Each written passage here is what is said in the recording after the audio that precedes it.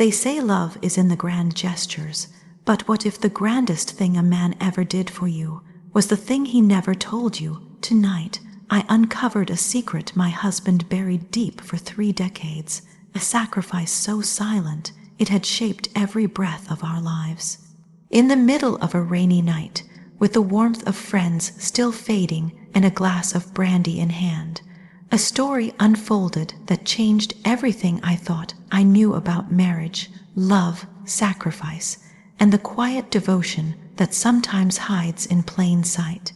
What if your comfort was built on someone else's dreams left behind?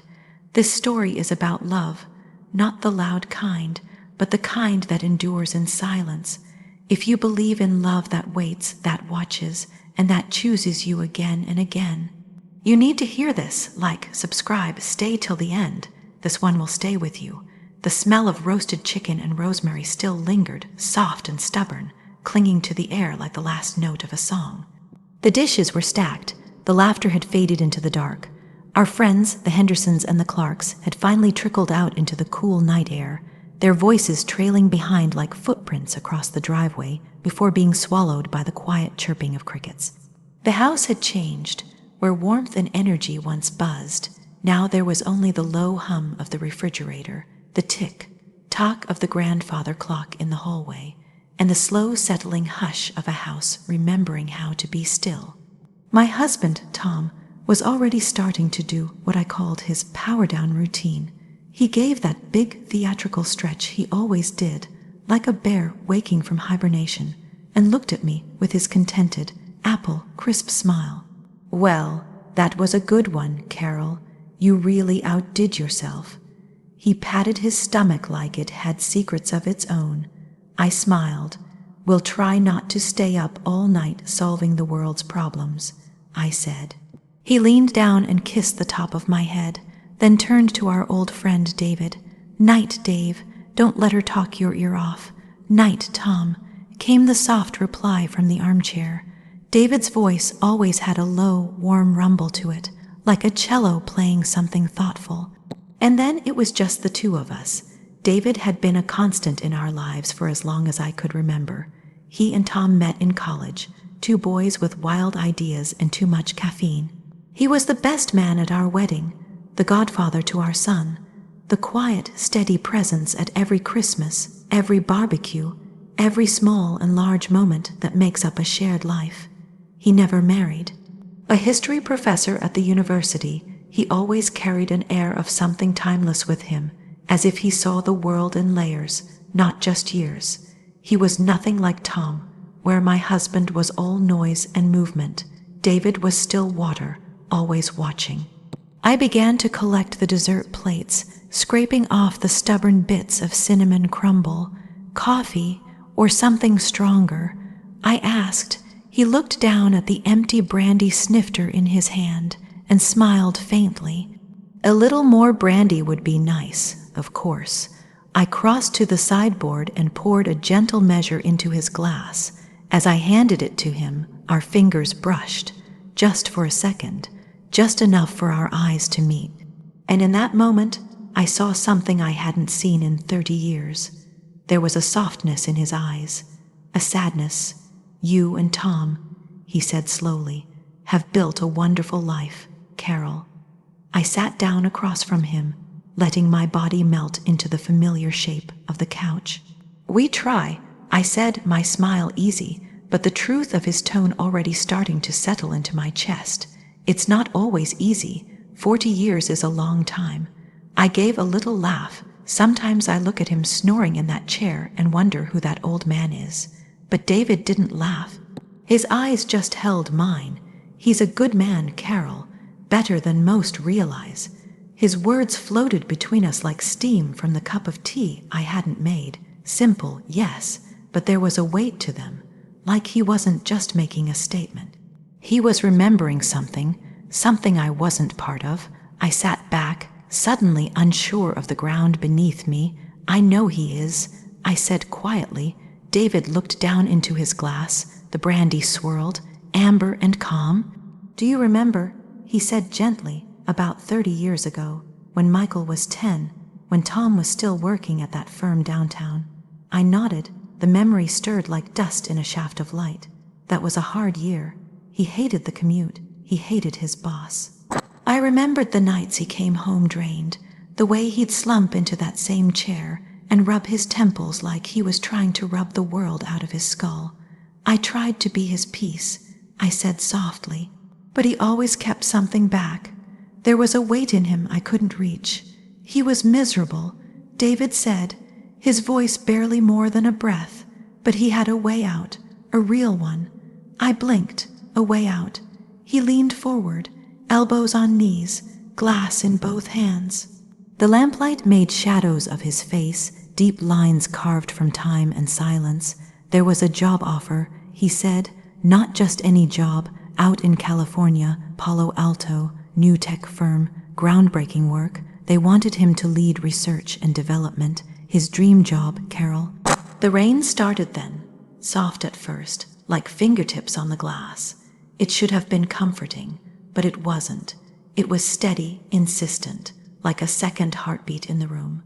More money than we could have imagined. He continued. A real shot at something huge. He could have built something, world-changing. I stared at him. My hands had gone cold. I don't remember any of that. I whispered. He never told me. No, David said. He didn't because he knew you would have gone. I felt the breath leave me. My throat tightened. You would have packed the house, said goodbye to your friends, left your garden, followed him. You'd have done it for love, and he couldn't let you. I looked at him stunned. He came to me. He said, we were in a bar. He told me everything. For 10 minutes he was electric, lit up like the man we used to know in college. Then he went quiet, and he just said, but Carol. He closed his eyes. But Carol. He said her mother's getting frail. She needs to stay close. Her life is here. Her garden is her sanctuary. Her friends are her family. If I take that from her, what am I giving her in return? A bigger house, a better view. It's like ripping up a flower by its roots to plant it in a prettier pot. She'd wilt. A silence fell, thick as grief, cold as truth. He stayed in that job he hated for 3 more years, until he could find something else here. He chose me over all of it, and he never said a word. I couldn't speak. I thought of my mother, of those last precious years. I was only 10 minutes away. I thought of the garden I'd built, each stone path laid by hand, each flower planted with intention. I thought of my friends, the ones who knew my secrets, my laughter, my sorrow, my life, the one I thought we'd simply settled into. He didn't settle. He chose me, and he decided I should never carry the weight of that choice. I sat there, frozen, every breath in my body holding still like the world might shatter if I moved too quickly. I felt the sharp, quiet ache of something breaking open in me, something old and deep and wordless. For 30 years, I thought I knew the man I married. Now I realized I was only seeing the surface. He told them he had family commitments. David said softly. He turned them down flat. He didn't even let them counter. He came home that night and told you things were looking up, that he'd decided to stick it out. It was a lie, but it was a lie for you. Tears were close now. Not from sadness, from awe, from the unbearable weight of unspoken love. Why are you telling me this now? I asked, my voice cracked. He stood up slowly. His frame looked taller in the quiet. Because we're not getting any younger, Carol, and he'll never tell you. It's not who he is. He thinks it would seem like asking for thanks, but I see the way he looks at you when you laugh with your friends or when you're pulling weeds in that garden. I just thought you should know the full measure of it. He didn't wait for me to speak. He squeezed my arm gently and walked into the night. I stood in the doorway long after he was gone, the rain brushing against the jasmine outside, the scent of it mixing with the smell of old wood and warm brandy. I closed the door quietly. I didn't cry. I moved through the house like someone in a dream. The old staircase creaked beneath my feet, familiar but changed. I opened the bedroom door and saw him, my husband, sleeping soundly, one arm thrown across my side of the bed, his face softened by sleep. The lines around his mouth were no longer just signs of aging. They were maps, roads I hadn't walked, and now I wanted to.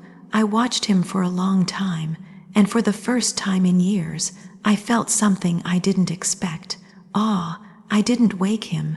The secret was his, but the truth had planted something new in me. I slipped into bed beside him, careful not to disturb the rhythm of his breathing, and I lay there in the dark, listening to the heartbeat of the man who had silently built our world, one sacrificed dream at a time. And I loved him more than I ever knew I could. He was the quiet gardener of my joy, and tonight I finally saw the roots. If this story touched your heart, if it made you remember someone who chose love over ambition, silence over recognition, truth over applause, then hold it close, share it, because love, real love, doesn't always speak. Sometimes it sacrifices quietly, and sometimes we only recognize its shape years later, when the rain is soft and the night is still. Thank you for staying until the end. Like, subscribe, and tell someone you love that you see them, that you always have. Until next time,